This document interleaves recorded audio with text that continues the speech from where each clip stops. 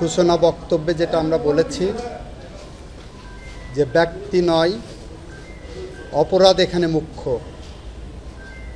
ব্যক্তি যেই হোক না কেন, অপরাধের ধরন, অপরাধের সংজ্ঞা, অপরাধের উপাদান যেখানে আছে সেটার বিচার করার জন্য আমরা দৃঢ় সংকল্পবদ্ধ। যে কারণে আমরা বিচার চাই। বাংলাদেশের গত জুলাই বিপ্লবে মানুষকে হত্যা করা হয়েছে, বাংলাদেশে গত জুলাই বিপ্লবে মানুষকে পঙ্গু করা হয়েছে। এই পরিস্থিতিতে এটা একটা অপরাধ আমাদের প্রচলিত আইনে। সে কারণে আমরা অপরাধের বিচার চাইতে এসেছি এবং সেই বিচারের সর্বোচ্চ সাজা যেটা, সেইটা আমরা প্রার্থনা করেছি।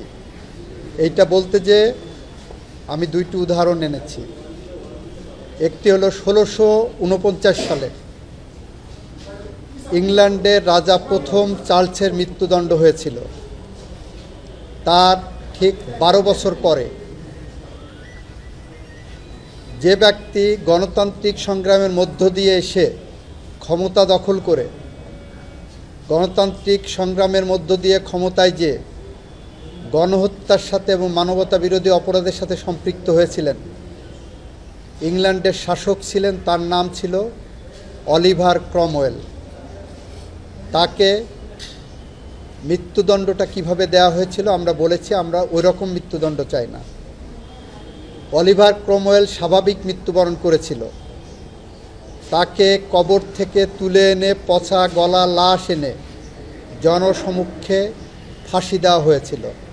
পরবর্তীতে দেহের একটি অংশ কবরে পাঠানো হয় এবং মস্তিষ্ক খুলির মধ্যে রড ঢুকিয়ে 20 বৎসর ওয়েস্টমিনস্টার অ্যাবেতে ওখানে ঝুলিয়ে রাখা হয়েছিল। 300 বছর পরে সেই লাশ ক্যামব্রিজের সাসেক্স বিশ্ববিদ্যালয়ে কেটে সমাধিস্থ করা হয়েছে।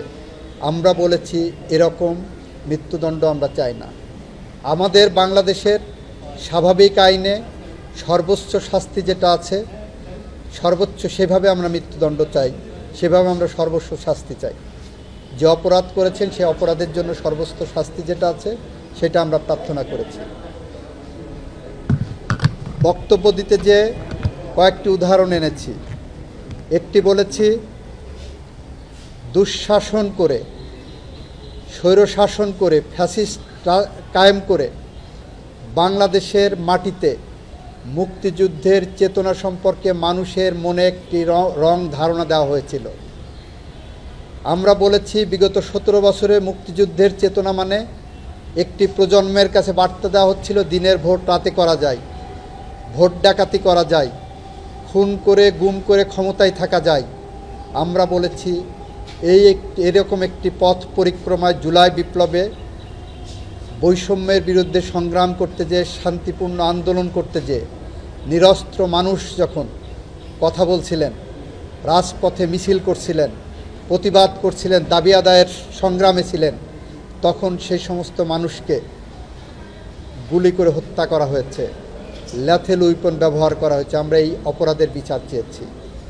আমরা বলেছি মিথ্যার বেসাতি দিয়ে বাংলাদেশকে খুন খারাপির একটি স্বর্গরাজ্যে পরিণত করা হয়েছিল।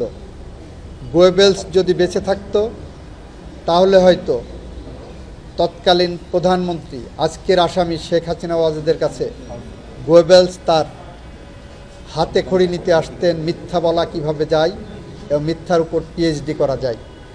আমরা এটাও বলেছি পৃথিবীর ইতিহাসে যত স্বৈরশাসক আছেন তাদের যদি কোনো সমিতি করা হয়, সেই স্বৈরশাসকদের সমিতিতে নিশ্চিতভাবেই শেখ হাসিনা ওয়াজেদ সভাপতিত্ব করতে পারবেন।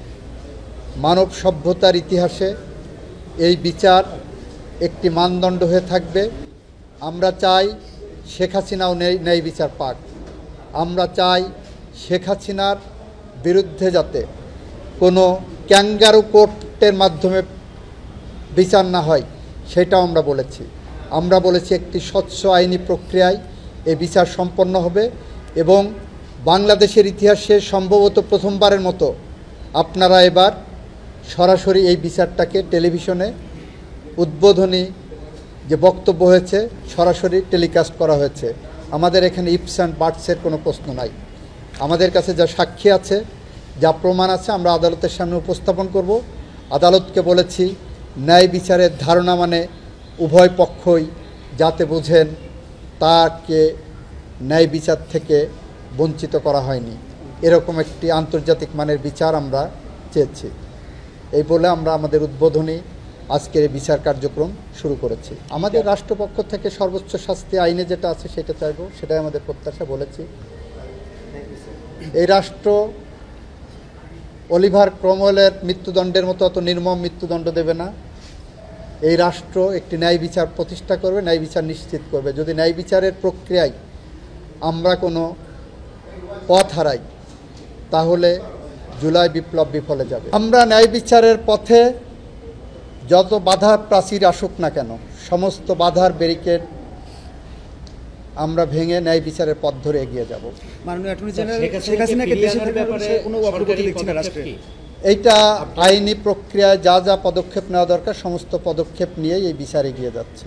রাজনৈতিক বক্তব্য রাজনৈতিকভাবে হবে, আমাদের আইনি প্রক্রিয়ায় যেটা হবে আমরা বলেছি প্রচলিত আইনে সর্বোচ্চ শাস্তি দাবি করি, তবে সেই সর্বোচ্চ শাস্তি প্রয়োগের ক্ষেত্রে অলিভার ক্রমওয়েল আমাদের সামনে উদাহরণ হবে না। আমাদের সামনে উদাহরণ হবে সর্বোচ্চ শাস্তির বাংলাদেশে প্রচলিত আইন যেটা আছে সেটাই।